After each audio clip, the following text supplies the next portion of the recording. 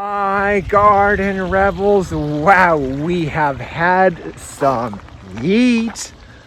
How is your garden doing? This is a great point in time to stop and take a look at your baskets, at your containers, garden in general. A reminder to you that on your email receipt that I sent to you is that is a direct connection to you and I. If you have issues or questions, take some photos and ask your question, send it right back to me. I'll take a look at that. I love to hear what's happening out there in the real world. So today I want to leave a quick tip, something that we can do in the shade, in the cool of the morning or the cool of the evening. Let's get started.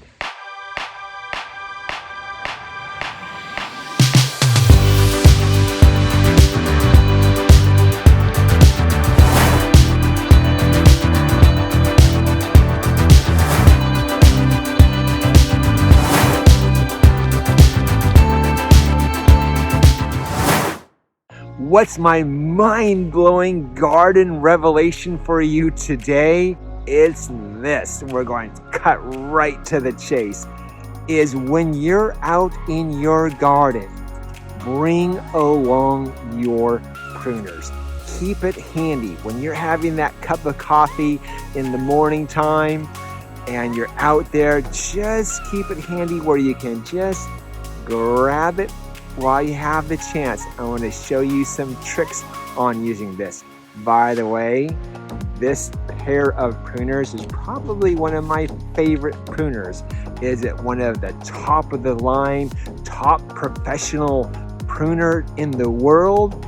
No, but I lose my pruners a lot. So this one does the job really well, and I don't get heartbroken if I lose it. Do you remember a couple of weeks ago I was talking about all the different types of salvia nemorosas and all the different types?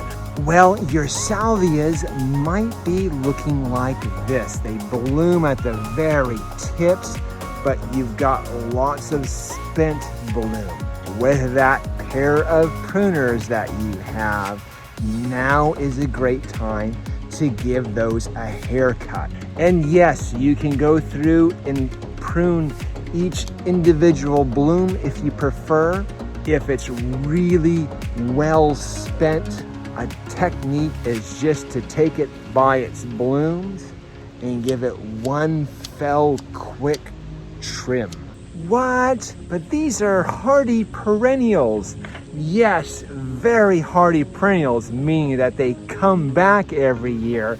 But realize perennials have about a month of good bloom time.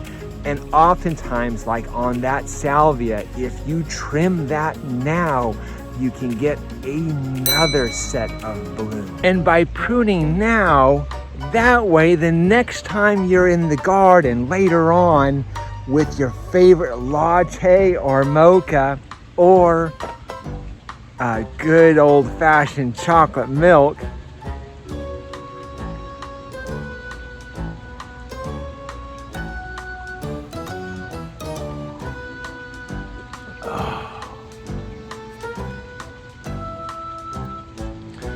your future self will definitely thank your past self for giving those plants a good trim. Now, a nitty-gritty detail is that some plants are in the prime of their bloom, yet they might have a bad bloom here and there. And in that case, it's quite all right just to pluck out the old blooms. Now, about trimming that I always like to consider. One is when I trim an old bloom, I like to take the entire stalk off.